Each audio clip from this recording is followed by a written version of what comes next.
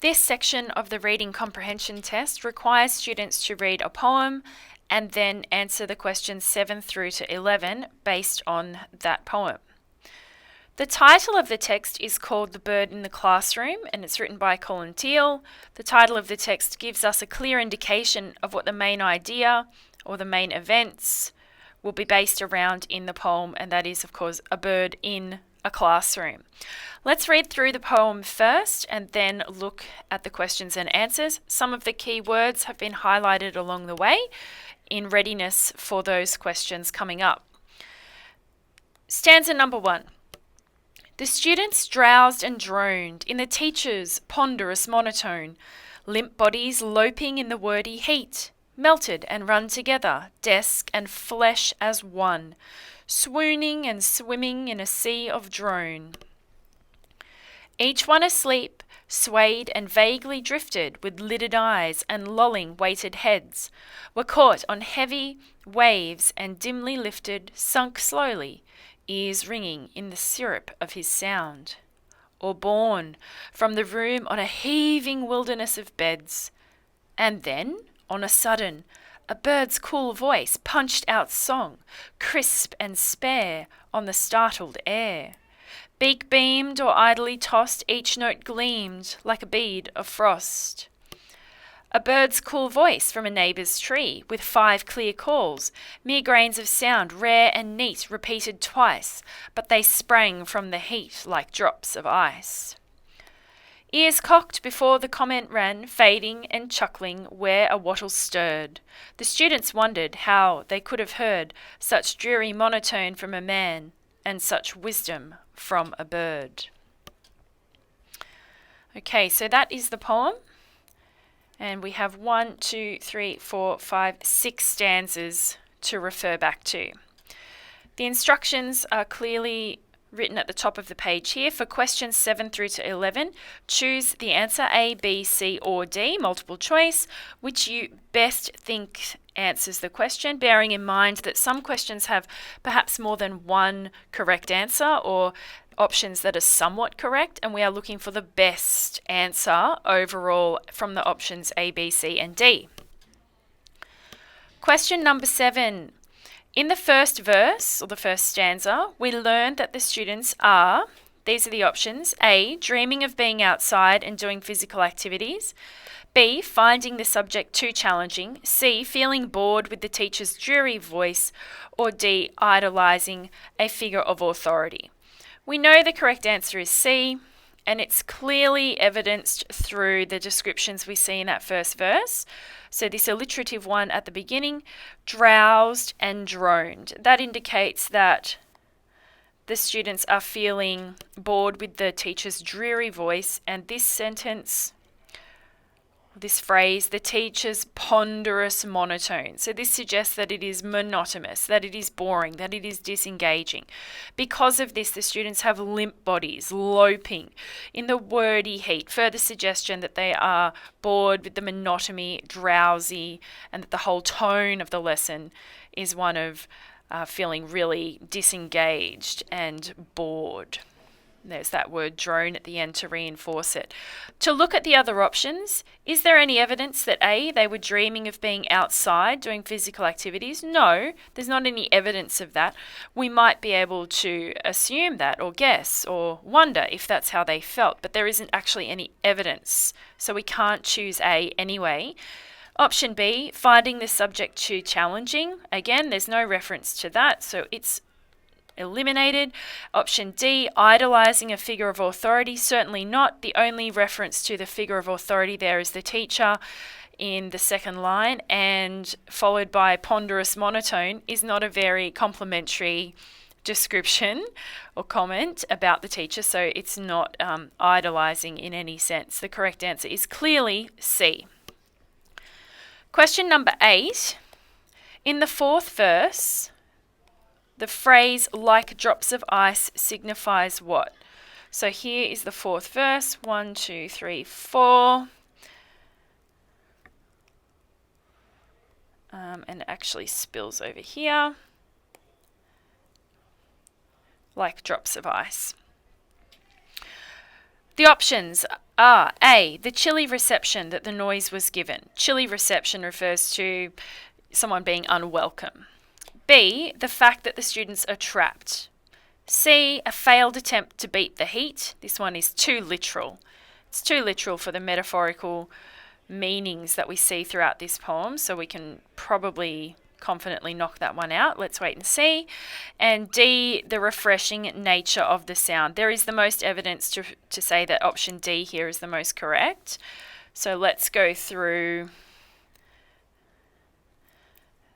this section. A bird's cool voice from a neighbour's tree with 5 clear calls, mere grains of sound, rare and neat, repeated twice, but they sprang from the heat like drops of ice.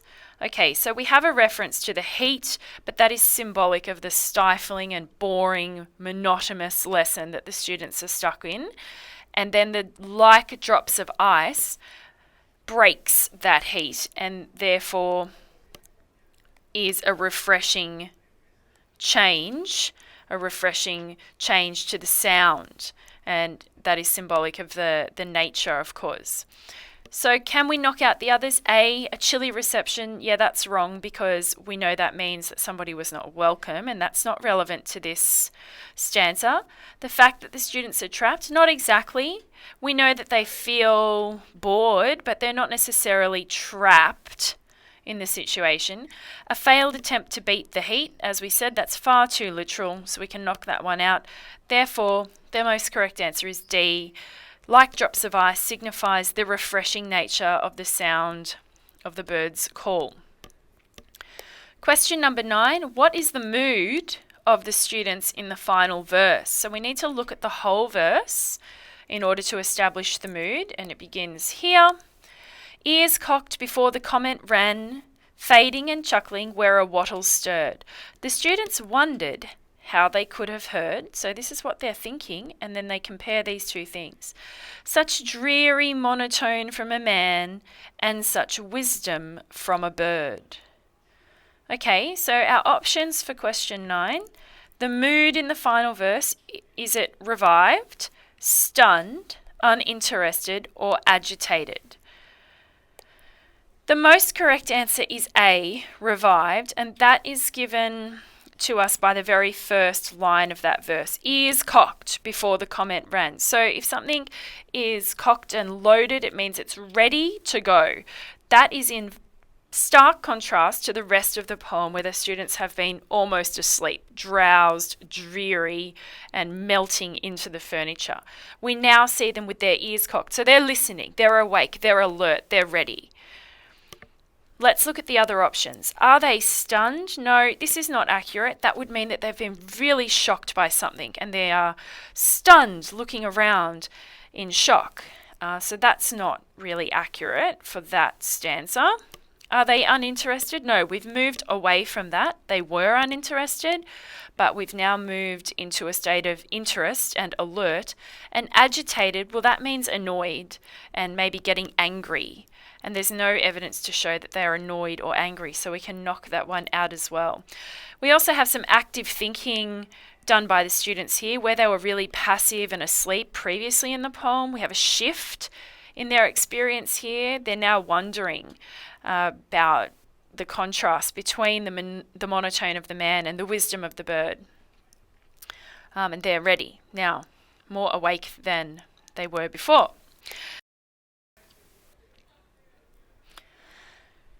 Next we have question 10.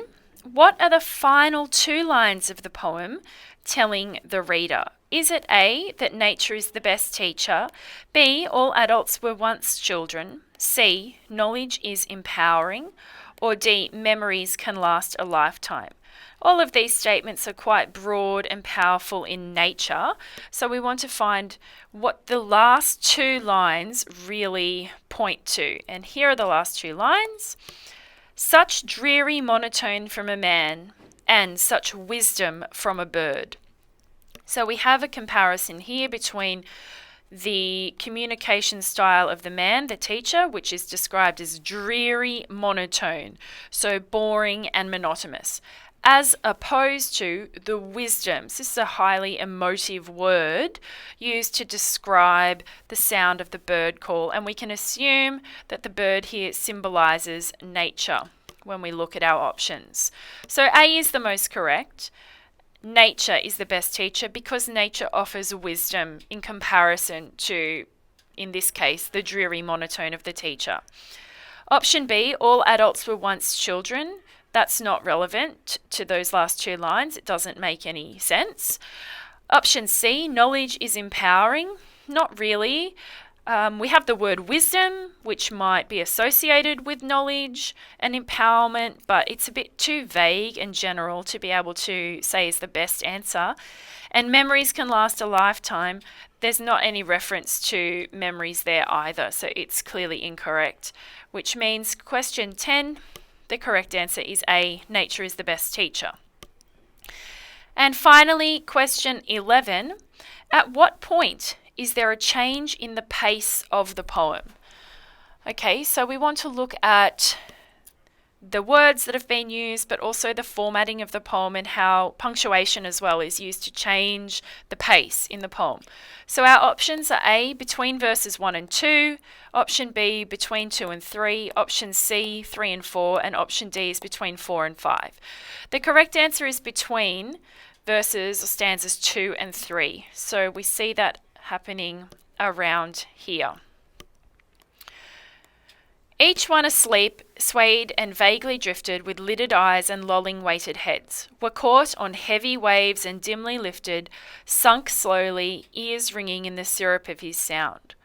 Or borne from the room on heavy wilderness of beds, and then, on a sudden, a bird's cool voice punched out a song, crisp and spare on the startled air. So clearly there's a change of pace here.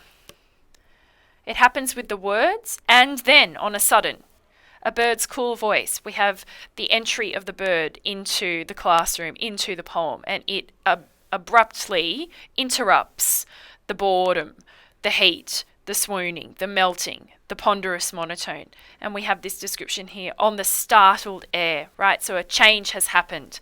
It's sudden, that word.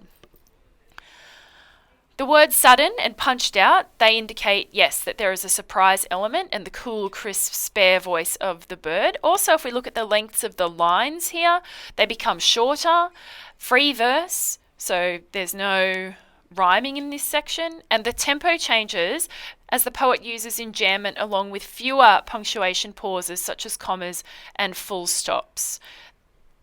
Prior to that, we have a much slower pace, we see much longer flowing phrases, and we see rhyme and longer phrases in between the commas. So enjambment is when one line runs straight into the other and the lines get shorter, and we see that here, here, here, and a little further down in the poem as well. So that's where the clear change in the pace happens. If we look at verses 1 and 2, there's no change there. Everything continues as those long, flowing, rhyming lines. And 3 and 4 and 4 and 5, which are options C and D, the pace has already changed by then. So everything is effective from this point in the poem, and that is between verses 2 and 3. So B there is the best option for that question. This section of the reading comprehension test requires us to match some missing sentences into gaps from this text. Let's look at the instructions carefully. It says, read the text below and then answer the questions. 6 sentences have been removed from the text. Choose from the sentences options A to G, the one which fits each gap, 12 to 17. And there is one extra sentence which you do not need to use. So looking at the page as a whole, over here is the box with the missing sentences, and then throughout the text you can see these gaps that are numbered, and that's where they need to be slotted into the correct spot. So let's firstly read the text. It's called The History of Escalators. Paragraph 1. Today, escalators are a routine part of modern existence, moving people in large public buildings throughout the world. They're practical, user-friendly, and relatively safe. But this present-day convenience has been a product of many false starts as well as some imaginative thinking. Paragraph 2. The first person to design an escalator was the inventor Nathan Ames in 1848. His patent for the revolving stairs would allow people to ascend and descend from one level of a building to another without exerting any muscular strength. When Ames wrote this, he was thinking this apparatus would exist in private residences. And then we have question 12, that is the gap. After that, as with the rest of his inventions though, Ames never tried to build the escalator. It did not progress beyond the point of an idea being registered. Okay, next paragraph begins with one of the gaps, 13. Following on, Lee Gray, an architecture professor at the University of North Carolina, Charlotte, says that even if someone has constructed a model of Ames's revolving stairs, it is doubtful that it would have succeeded because there's no provision for hooking it to a motor. The next attempt at moving stairs came in 1889 when an amateur Philadelphia engineer named Lehman Sauder earned a patent for the stairway, a moving staircase that was pulled by an endless chain, which would be moved hydraulically.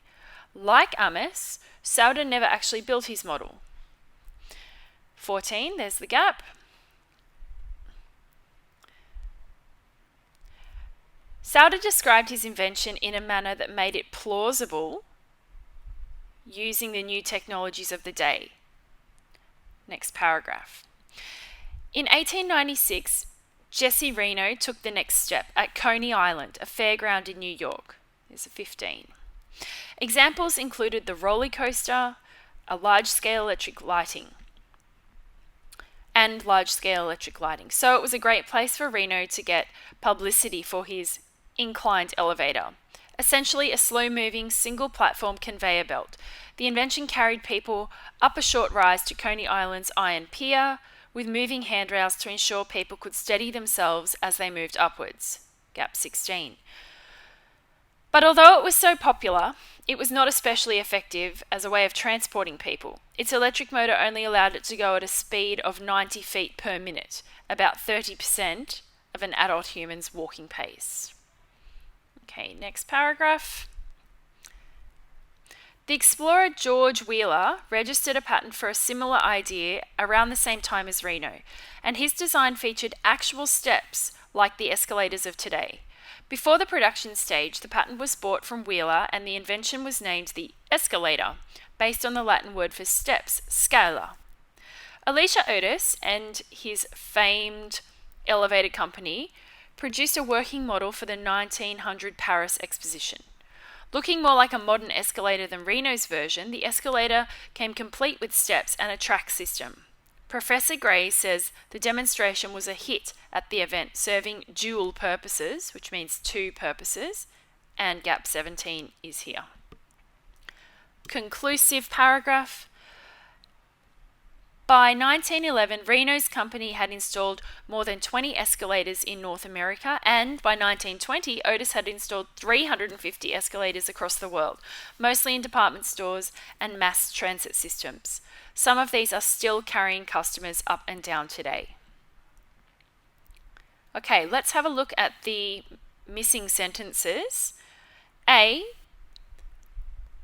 is the design might not have worked anyway. We might just highlight the key words. The design might not have worked anyway. Option B. Many people's first exposure to modern inventions happened here. Okay, main ideas. First exposure to modern inventions happened here, suggesting a place. C. The machinery was designed to benefit those who could not climb stairs in their homes. Keywords, machinery, designed, benefit, people who couldn't climb stairs in their keyword homes. D. In just over a week as a test project, the invention garnered more than 75,000 riders. Keywords, the time, just over a week, it was a test project. The invention garnered, which means it got more than 75,000 riders. E, as well as this, so it's adding information, a special guard called a comb platform prevented clothes from getting caught. F, yet, that conjunction shows contrast, yet this was an innovation that was more sophisticated in its engineering. And G, not only did it display the technology, it alleviated foot traffic. So there's two reasons provided in that option. Okay, let's go through the correct answers. So for question number 12, the correct answer is C. The machinery was designed to benefit those who could not climb stairs in their homes, and we're going back to this paragraph 1 to look for the evidence there. So the idea is centered here around the escalator being used in private residences, which matches with homes, and that is seen directly here in the removed sentence. So we can associate private residences with homes. This information is found in the sentence directly preceding the gap, which is where we want to go to find the best clues as to the missing sentence and where it matches up. Always look at the information in the sentence immediately before the gap and the sentence immediately following the gap, because that might give information or reinforce that that is in fact the missing sentence. Looking for subject, nouns, key verbs, or any other descriptions that can help to match that information with the gap. Question 13, the correct answer is A. The design might not have worked anyway. Okay, so that is actually referencing the end of the paragraph before. So the final sentence of paragraph 1 reads that Ames never even tried to build this escalator, and it did not progress beyond the point of the idea being registered. Here. So the reader can conclude that the design that's mentioned here refers to the previous sentence, and therefore back to Ames's design. The sentence following the gap, which is here, in this section, references Ames's design idea again, and so that confirms it. Let's read it all together. A, the design might not have worked anyway. Lee Gray, an architecture professor at the University of North Carolina, Charlotte, says that even if someone had constructed a model of Ames's revolving stairs, it is doubtful that it would have succeeded. And back here we have the reference to Ames's design, and so we can confidently say that that one fits in there. Question 14, further down in that paragraph. Like Ames, Sauder never actually built this model. 14, the answer is F. Yet, this was an innovation that was more sophisticated in its engineering. Like Ames, Sauder never actually built his model. Yet, this was an innovation that was more sophisticated in its engineering. Sauder described his invention in a manner that made it plausible using the new technologies of the day. So here we've got the word yet. And yet, when it's used as a conjunction, means but or nevertheless. So it's used to show contrast. It therefore indicates that the following sentence is in reference to the previous information about Ames's design. And the sentence after it, beginning with Sauder described, that sentence says that it made it more plausible. So that reinforces the point again, that the innovation was more sophisticated in its engineering, hence it was more plausible, and that is the distinction that's being drawn between those two ideas. Okay, question 15, the correct answer is B. Many people's first exposure to modern inventions happened here. So there's a key word there, here, and that indicates that it's talking about a place. Now, what place is referenced here in the text is the Coney Island Fairground. So here refers to that fairground, and that's linked with the examples of the modern inventions that we see in the missing sentence. So they include the roller coaster and the large-scale electric lighting. Also, reference to Jesse Reno is made in the follow-on sentence, and it says, so it was a great place for Reno to get publicity for his inclined elevator.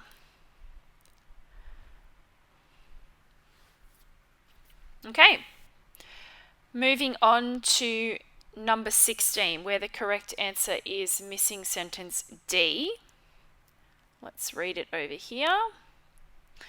In just over a week as a test project, the invention garnered more than 75,000 riders. Again, we could assume that is coming from the same paragraph as the Coney Island Fairground because of the word riders. It indicates that people are riding something. Of all the information in all the paragraphs, the rides at the fairground are the only thing that would really accurately match that description. So the correct answer is D. The paragraph includes a description, firstly, of the inclined elevator, described essentially as a slow-moving single-platform conveyor belt. And then it says the invention carried people up a short rise to Coney Island's iron pier with moving handrails to ensure that people could steady themselves as they moved upwards. In just over a week, then we have our missing sentence. As a test project, the invention garnered more than 75,000 riders. And then here, but although it was so popular, again, we can associate the fact that 75,000 people have ridden on it, then it must be popular. It was not especially effective as a way of transporting people. And then we have some more information go on about that. And our final gap comes at the end of this paragraph, number 17, and the correct answer is missing sentence G.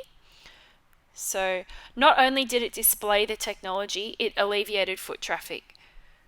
So the sentence before the gap here is where we get our best clue, and that's because it refers to it being a hit at the event because it served dual purposes. So that word dual there refers to two. It makes sense then that the missing sentence would include examples of two purposes that it displayed. And option G does offer those two ideas. Firstly, it displayed the technology, and secondly, it alleviated foot traffic. Now our leftover sentence is E. As well as this, a special guard called a comb platform prevented clothes from getting caught. It's best to always check that leftover sentence to make sure it doesn't feel incorrect. In this case, it's clearly incorrect because we don't have any other similar descriptions about perhaps safety features that were included in any of those designs. We didn't get into those details in any of the paragraphs, and so we can confidently say that E is our leftover missing sentence there. So just to summarize, the best way to find the missing sentence and the gap that it belongs with is to look at the information in the preceding sentences. So that is the one directly before the gap or directly after the gap. In this case, for question 13, it was the sentence before, but it was the paragraph before. So keep that in mind. It could be linking a sentence from the previous paragraph's conclusion with the topic sentence of the next one. It's also important to read the whole text. Take notice of the heading because that will give you main ideas and a lot of clues as to what sort of information you are looking for. The introduction, despite it having no obvious question attached to it, the gaps, it's still very important to go through the basic who, what, when, where, why of what the article is about. That also helps to orientate you, and the conclusion as well is very useful because it summarizes the main ideas throughout. The first and last sentences of each paragraph as well, so our topic sentences and our conclusive sentences, that one's a gap in this case, also point to the main ideas and really help to orientate you as you try and match up the missing sentences with each gap. This section of the reading comprehension test asks you to look at some summary statements and then match those with one of the 4 extract options. So let's take a look at the instructions before we read through each option and the extracts and then go through the answers. It says, read the 4 extracts below on the theme of colour. So we know that each one of the texts is going to be focused on the theme of colour in some way or another. For questions 18 through to 25, choose the option, either A, B, C or D, which you think best answers the question or best matches up with each question. So our options are here. Which extract explains how people perceive different colours? I'm going to highlight the main words so that gives me a good indication of what I'm looking for when I'm skimming and scanning and reading for detail through each one of the extracts. Second one, 19. Describe someone becoming newly aware of colour. 20. Refers to various meanings that one colour may convey. 21. Explains why a change occurred in the composition of colouring materials. 22. Mentions someone who was eager to use colour in an unconventional way. 23. Describes how our mental processes are involved in interpreting colour. 24. Says that the use of colour in one painting initially appeared to be wrong. 25. Gives evidence of the early use of coloured paints for a particular purpose. Now, highlighting those main words from each question does help, as I said, to orientate you throughout your reading, which involves both skimming, scanning, and additionally reading for detail each one of these extracts. Let's read the extracts together so we can get a really clear sense of what we're looking for. Obviously, me reading it out loud takes a lot longer than it would for you to read it silently to yourself, so just bear that in mind.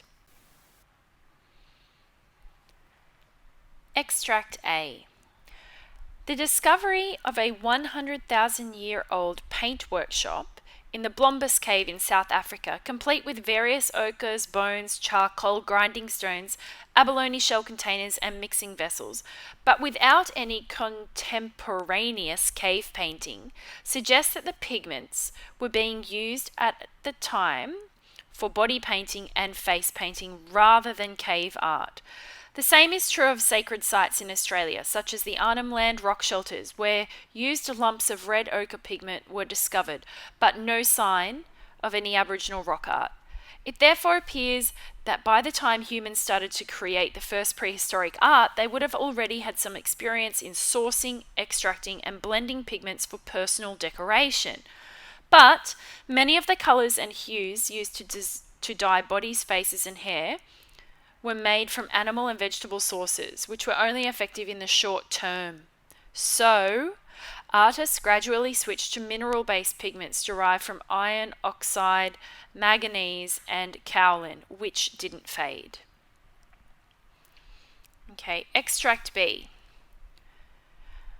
I had never seen a painting made from the beginning. I thought that you painted what you saw, using the colours that you saw. He taught me. He began the painting of the baker's daughter with a layer of pale grey on the white canvas. Then he made reddish-brown marks all over it to indicate where the girl and the table and the picture and window would go. After that, I thought he would begin to paint what he saw: a girl's face, a blue skirt, a yellow and black bodice, a silver pitcher and basin. Instead, he painted patches of colour: black where her skirt should be, ochre for the bodice, red for the pitcher and the basin it sat in. He spent a long time on these false colours, as I call them. But then he began to add new colours on top of these. He painted a light blue over the girl's skirt, and it became blue through which bits of black could be seen, darker in the shadow of the table and lighter closer to the window. The pitcher and basin were all the most complicated. They became yellow and brown and green and blue. They reflected the pattern of the rug. The girl's bodice, the blue cloth draped over the chair, everything but their true silver colour. And yet they looked as they should, like a pitcher and a basin. After that, I could not stop looking at things. Extract C. The universe is pulsating with an energy that we call electromagnetic waves. The frequency range of electromagnetic waves is huge, but the average human eye can detect only a very small portion of this vast range. Only, in fact, a portion with wavelengths between 0.00038 and 0.00075 millimeters. We know this section as visible light. When our eyes see a whole range of visible light together, they read it as white. When some of the wavelengths are missing, they see it as coloured. So, when we see red, what we are actually seeing is that portion of the electromagnetic spectrum with a wavelength of about 0.0007 millimeters, in a situation where other wavelengths are absent. It is our brain and our language which informs us that it is red, and at the same time we may attach cultural labels that tell us that it is powerful, or that it is the colour of love, or that it is a traffic sign, which means that we have to stop. And finally, extract D. Some Aboriginal artistic communities have chosen to stay with using traditional pigments from the earth: red ochre, yellow oxide, white pipe clay, and black charcoal. Other communities have moved on to a broader palette. Colour choice is often arrived at through a group decision-making process in the community of Lajamanu. Lorna Fencer Naparula was told by her peer group of artists that symbolic designs had to be painted in black and the dotting that went around the design had to be white. Lorna argued that she wasn't bound as an artist to continue to paint the symbols as they were used traditionally. A considerable argument went on between the elders and in the studio. This was eventually resolved, and Lorna went on to use a broader colour palette in her paintings.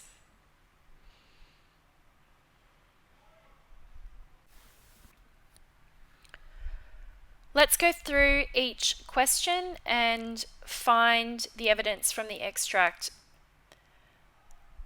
that matches up with each one of those. So question 18, the correct answer is C. Which extract explains how people perceive different colours? Here is the evidence.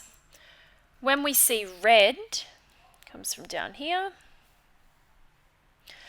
When we see red, what we are actually seeing is that portion of the electromagnetic spectrum with a wavelength of about 0.0007 millimeters in a situation where other wavelengths are absent.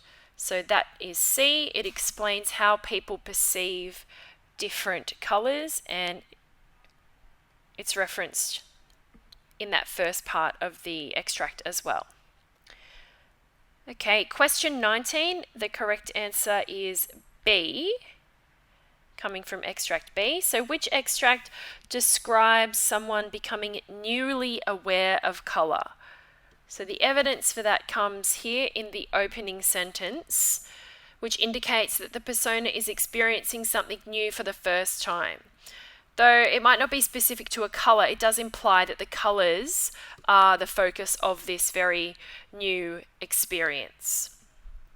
So the persona says, I had never seen a painting made from the beginning. I thought that you painted what you saw using the colours that you saw. So that indicates that something new happened, and then if we look at the final sentence as well, it reinforces the fact that the persona has been influenced by this new awareness, and that's implicit through this final statement. After what we imply is the new experience, I could not stop looking at things. Okay, 20. Which extract refers to various meanings that one colour may convey? We just read that example, and it is back here in C. So it is our brain down here. It is our brain and our language which informs us that it is red, and at the same time we can attach cultural labels that tell us, for example, that red might be powerful, that it is the color of love, or that it could represent a traffic sign that we have to stop. So that is symbolic of the various meanings that color can convey. Question 21, which extract explains why a change occurred in the composition of colouring materials? That comes from extract A, and the evidence is here. Many of the colours, just here, many of the colours and hues used to dye bodies, faces and hair were made from animal and vegetable sources. Here we go. Which were only effective in the short term. Okay, so we're looking for a change that occurred, and it begins here. So, artists gradually switched to mineral-based pigments derived from iron oxide, manganese and kaolin, which didn't fade. So the change was that they switched from those natural animal and vegetable sources to mineral-based pigments. Question 22. Which extract mentions someone who was eager to use colour in an unconventional way? Unconventional means like not the usual, normal, expected way. The correct extract is D, and it is this example here from Lorna Fencer Naparula. Lorna argued that she wasn't bound as an artist. So from here. She wasn't bound as an artist to continue to paint the symbols in the same way that they were used traditionally. So that's where we get a conventional idea, that would be to continue a tradition. Instead, she argued that she didn't have to do it that way, and following considerable argument between elders in the studio, Lorna went on to use a broader range of colours in her paintings, which can be seen as unconventional. Question 23, which extract describes how our mental processes are involved in interpreting colour? So this one has been quite a prominent extract thus far. It comes from extract C again. And it pulls together quite a few examples actually from this extract. So when we see red, that whole description here of when we see red, it explains what we're actually seeing. And then it goes on to again, say that it is our brain and also our language. So there are multiple reasons that describe multiple different mental processes involved in the way we interpret colour. That one is a more holistic question, where the others really focus on a detailed example from the extract. 24. Which extract says that the use of colour in one painting initially appeared to be wrong? The correct answer is from extract B. And our evidence is instead he painted, coming here, instead he painted patches of colour, of black where the skirt would have been, ochre for the bodice, red for the pitcher and the basin. He spent a long time on these false colours, as I called them. So the question is, which one used a colour that initially appeared to be wrong? Well, we can match up the idea of it appearing wrong with false colours, as he initially watched him painting that, and then afterwards we know, as the text goes on, he comes to understand that actually he probably used the correct colours after all, for the effect that the artist was going for. And finally, question 25, which extract gives evidence of the early use of coloured paints for a particular purpose?